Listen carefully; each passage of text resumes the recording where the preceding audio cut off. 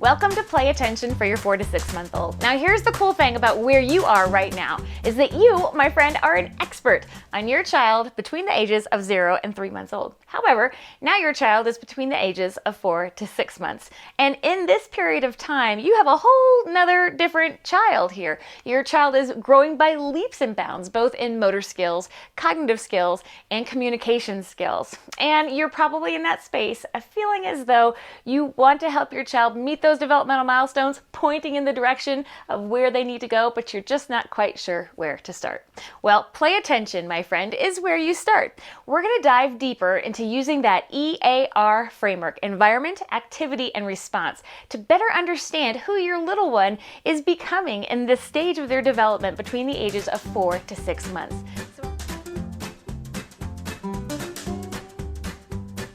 Now, remembering that the environmental aspects of the EAR triangle have to do with the temporal environment, the physical environment, and the personal environment. We're going to start off talking about the temporal environment. Temporal being timing, the routines of your child's life, the developmental stage, the time of day, all those things that kind of make up the timing in the life of your child. Now, you just finished a stage with your little one where he or she was just this little tiny little bundle, and now they're starting to kind of come off of being kind of all scrunched up, and they're starting to realize that their body can move outside of just this little everything kind of flexed together here. And so you're going to start seeing changes in that.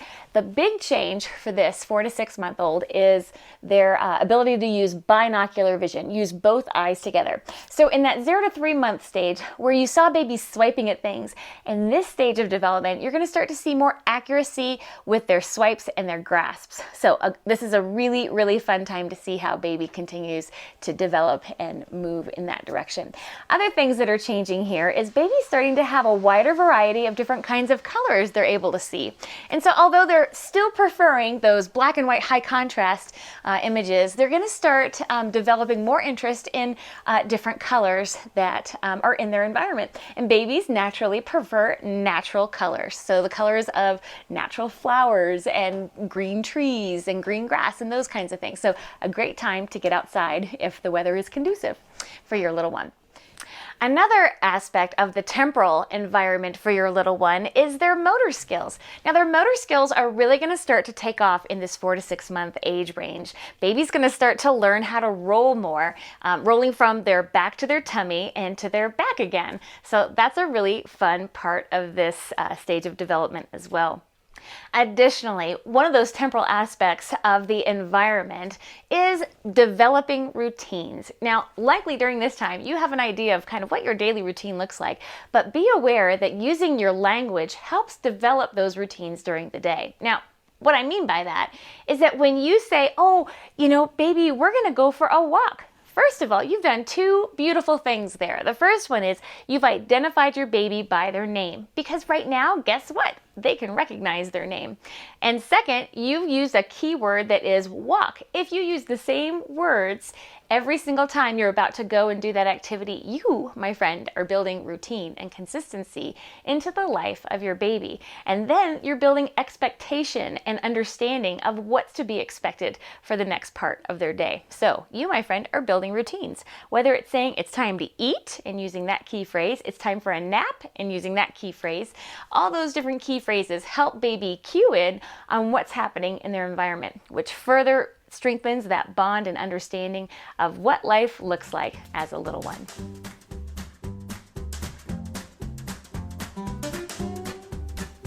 The next aspect of the environment is the physical environment. Now, remembering that the physical environment has to do with the places where you do life, the toys and objects that are in your world, and the people that you interact with. So we're talking about that when we're talking about your 4 to 6 month old and the physical environment. Now, during this phase of development, one of the great toys to have on hand are blocks. So if you don't have a set of good sized kid blocks, go ahead and get yourself some, because that's a toy that your children will use for a long, long time. So invest in some of those. That's just a plug for fine motor skills. Whoop, whoop. Another aspect of that physical environment are the places where baby does life. Now, because we know that between the ages of 4 to 6 months, baby is going to start moving more. If you haven't already, go ahead and baby-proof your home, because we want to make sure we keep baby safe in the places where they do life. Another thing to consider is that as baby starts to move off of the floor more, off their tummy and rolling and things like that, you want to make sure they have a play space that tends to be a little bit more cushioned. So if you have carpet, that's great, but some of us have tile or hardwood floors. Just grab an inexpensive yoga mat, or you can even double up your yoga mats if you like, and you can also use just different area rugs to put in the place where baby is playing. So that's something to consider when we're talking about places where baby does life. And finally, talking about underneath the environment, the physical environment, is people. Now, remembering that at this stage in baby's development, baby can't hold on to that mental image of you after you leave a room. So when you're gone, you're gone. So sometimes using your voice to help reassure baby when you move out of the room is something to consider, because as people that are part of the environment, you are the most important to your little one's life. So if you happen to move away from where baby is and you hear baby begin to get a little bit fussy, use your voice as a tool to help baby know that you're not far away, and give them those cues necessary to help them feel a little bit more secure.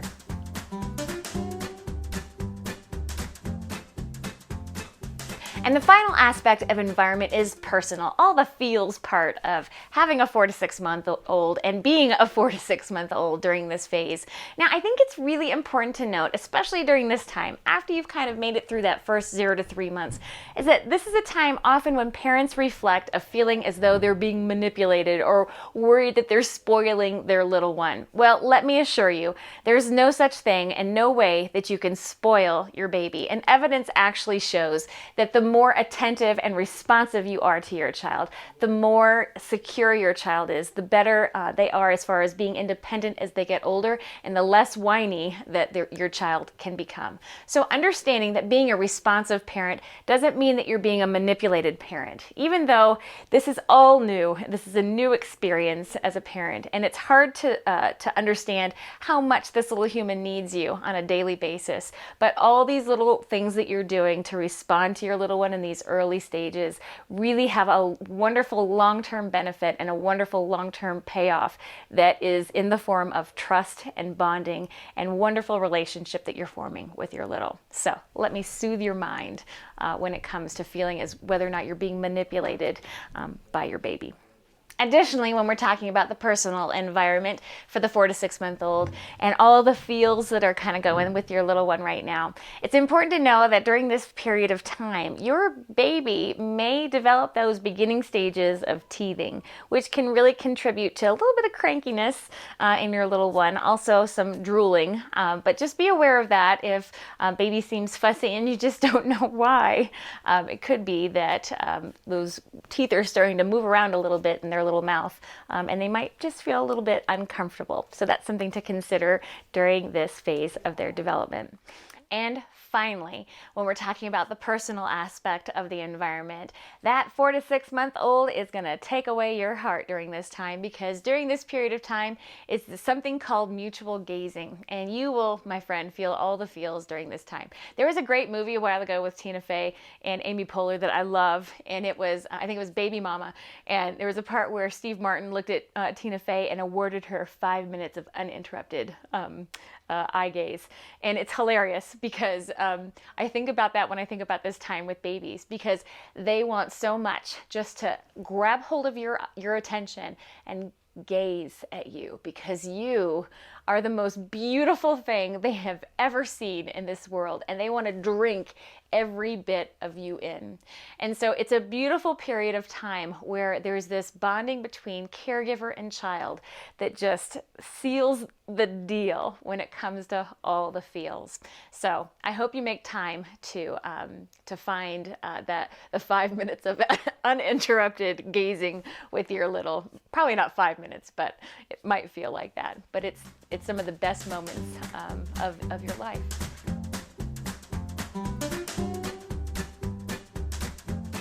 The next aspect of the EAR triangle that we're paying attention to for your 4 to 6 month old is activities. Now remember that we want activities to be appropriate, we want them to be child-centered, and we want them to involve some aspect of serve and return. And so let's talk a little bit more about activities that are appropriate. Now, we know that your 4 to 6 month old is starting to develop strength in their ability to use both eyes together, that binocular vision. And so we know that activities are going to be kind of centered around how they're using their vision to direct their movement. So those things that are visually motivating for baby are going to hold their interest longer. The other thing that we know is developing right now is the grasping skills and bringing things to their mouths. Also knowing that hand development starts from the pinky side of the hand and it moves towards the thumb side of the hand. So what they have right now is kind of a gross grasp that starts over on this side of the hand. And as baby gets stronger and older and develops more, their grasps are going to move towards this side of the hand, where they start to do more of that fine motor, that pincer grasp of picking up small pieces of food and putting them in their mouths. So understanding that development starts from the head and it goes to the toes, and it starts from this side of the hand and moves this side. Baby's movement right now is motivated by their vision, and their movement is going to start to be more complex as they start to learn how to roll and segment the different parts of their body. So their head will be moving off of their shoulders, and their shoulders will start to move off of their trunk, and their trunk will start to move off of their pelvis, and their legs will start to move off of their pelvis as they continue to get stronger and become more proficient with their movement. So activities need to be appropriate given where your child is in their ability to move. Baby's not quite ready to sit up by themselves and independently. And if we want to maintain that child-centered approach with sitting, we want to make sure baby is sitting with support and they're still able to be active. So those kinds of devices that you might be tempted to put your little baby in that gives them full support and sitting straight up, it doesn't allow for that developmental progression to occur that strengthens all the muscles necessary and promotes that segmentation necessary for them to be able to sit independently. So we want to make sure we go through that development and it's appropriate for them to be able to engage in the activities they need to meet those developmental milestones. Next, activities need to be child-centered. Now this is where it gets really fun with your 4 to 6 month old because there's so much fun to be had here. Now in the 4 to 6 month old, believe it or not, baby is already learning about trial and error. They're learning that they have to move their hand a certain way in order to grasp a hold of something and bring it to their mouth. And if they fail, if they're unable to do it, they have to adjust and readjust using that the vision skills that are continuing to develop, using their eyes and their hands together to get what it is that they want. And so that resilience begins to develop right now in this 4 to 6 month old age range. So it's important for baby to be able to have access to their fingers and their hands and access to putting toys and hands and things like that in their mouth. Of course, that are safe, but we have to make sure that baby's able to experience that so they can make the necessary adjustments and learn from how their body is moving. So we want to make sure that activities remain child-centered. Although maybe we don't want them to scratch their face because their nails are getting longer and we put mitts on their hands. It's important for their hands to be exposed so they can feel what's going on better with their hands. So they can move their hands around inside their mouth and move their tongue around so that they can make the sounds they need to. Because we want to make sure that we're staying child-centered in how we interact and play with our child. Always maintaining that respect of our child gaining those developmental milestones. The final thing that I want to talk to you about underneath the activities is that activities need to involve some aspect of serve and return. Now, serve and return isn't just important for that social, emotional connection that you get with your little one. It also helps form a strong foundation for speech and language and motor skill development. Let me tell you why. There is always a huge aspect of rhythmicity, that rhythm of back and forth interaction. When baby's listening to how you speak, there is a certain cadence to how people speak. There's also a cadence to how they serve to you with their babbling and want a return. It's the same thing that happens when a baby kicks a ball and the ball is kicked back. It's the same thing that happens when they drop an object into a container and they hear a sound. It's that back and forth rhythmicity of give and take action, reaction, cause, and effect. And it's important, and that's why we talk about it in serve and return, and that activities have to involve some aspect of serve and return. You are forming the foundation for strong skills, both from a thinking standpoint, a cognition standpoint, a motor standpoint, and an understanding of language when we do serve and return. So when your baby sneezes, when you come behind them and say, "Gesundheit," or "God bless you," or "Oh my goodness," every single time you are building serve and return. And what you'll see, the more you do this, the more baby is anticipating that action and interaction with you. And they will look for you to say something after they sneeze. And sometimes they'll laugh, and sometimes they'll pretend to sneeze to see if you are still going to return their serve. So, my friend, activities need to involve some aspect of serve and return.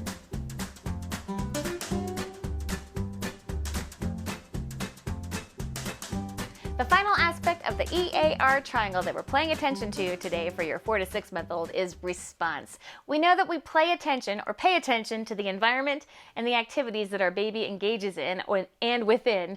We have a better understanding of what works and what doesn't work, what gives baby pleasure and displeasure, what makes them learn and what keeps them from learning. We know that we have a better bond with our child when we pay attention to their environment and the activities that they're engaging in on a day-to-day basis. In this video series, we learned how to play attention for your 4 to 6 month old. When we started off, we realized that we're an expert on our child at 0 to 3 months old, but knowing that we have a 4 to 6 month old now is a completely different story, because we want to raise a strong, capable child who's meeting their developmental milestones, but sometimes we're just not quite sure where to start.